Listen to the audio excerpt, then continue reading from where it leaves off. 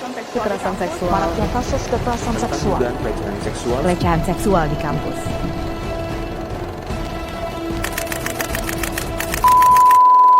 Peraturan Mendikbudristek Nomor 30 Tahun 2021, diketahui Permendikbud Nomor 30 ini mengatur tentang pencegahan dan penanganan kekerasan seksual di lingkungan perguruan tinggi. Sekarang ini Perang dua kelompok warga di distrik Kuamki Narama, Timika, Papua masih terjadi. Perang antar suku antara warga Kabupaten Duga dan Kabupaten Lani Jaya kembali terjadi. Dua kelompok suku di distrik Kuamki Narama, Timika, Papua terlibat perang pada 5 tenaga kerja wanita atau TKW asal Indonesia berkelahi. Ratusan buruh pabrik sepatu menuntut haknya yang belum dibayarkan perusahaan selama 4 bulan. kedua supporter saling lempar dan memprovokasi satu sama lain. Tawuran pelajar SMK berlangsung usai jam pulang sekolah di Jalan Matraman Raya, Jakarta Timur.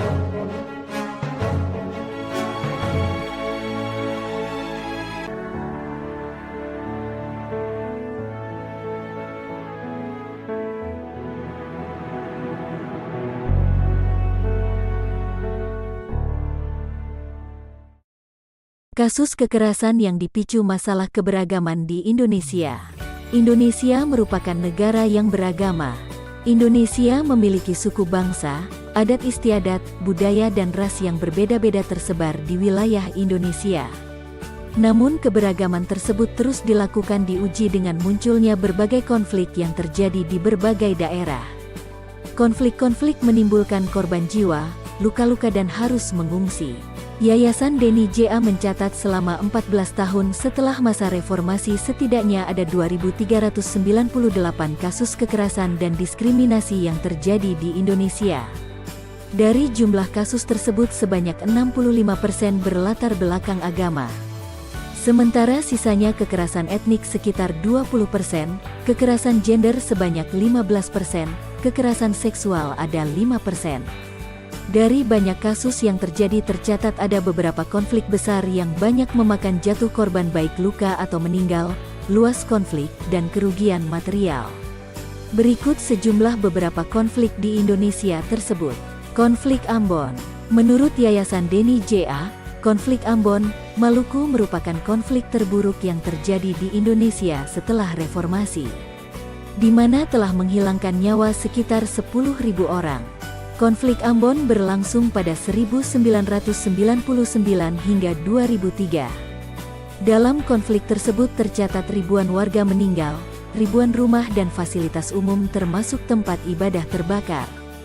Bahkan ratusan ribu warga harus meninggalkan rumahnya untuk mengungsi dan meninggalkan Maluku atas konflik tersebut. Konflik Ambon berlangsung selama 4 tahun. Konflik Sampit. Konflik Sampit, Kalimantan Tengah terjadi pada 2001. Konflik antar etnis tersebut berawal dari bentrokan antara warga suku Dayak dan suku Madura pada tanggal 18 Februari tahun 2001. Konflik tersebut meluas ke seluruh provinsi Kalimantan Tengah, termasuk di ibu kota Palangkaraya. Diduga, konflik tersebut terjadi karena persaingan di bidang ekonomi. Pada konflik tersebut Komnas HAM membentuk Komisi Penyelidikan Pelanggaran HAM Sampit.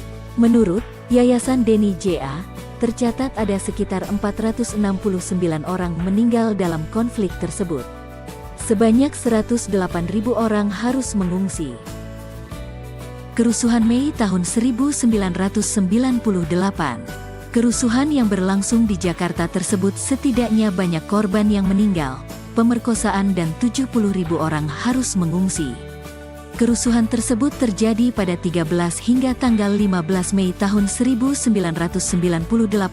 Kerusuhan tersebut dilatar belakangi terpilihnya kembali Soeharto sebagai presiden pada tanggal 11 Maret tahun 1998. Mahasiswa melakukan aksi turun ke jalan dan terjadi kericuhan dengan aparat.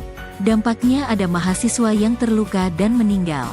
Tragedi berdarah juga menimpa mahasiswa Universitas Trisakti, Jakarta. Mahasiswa yang melakukan aksi harus berhadapan dengan aparat keamanan. Mediasi dilakukan dengan konsekuensi mahasiswa diminta kembali ke kampus Trisakti. Namun, upaya ini tak sesuai rencana. Terdengar letusan senjata api yang membuat 4 mahasiswa meninggal. yakni Elang Mulia Lesmana, Hafidin Royan, Heri Hartanto, dan Hendriawan C. Sementara mahasiswa yang lain mengalami luka-luka. Kondisi itu membuat aksi mahasiswa semakin luas dan berlangsung beberapa hari. Bahkan massa menduduki gedung MPR DPR. Tragedi Trisakti pada tanggal 12 Maret tahun 1998 ini merupakan pemicu aksi yang lebih besar.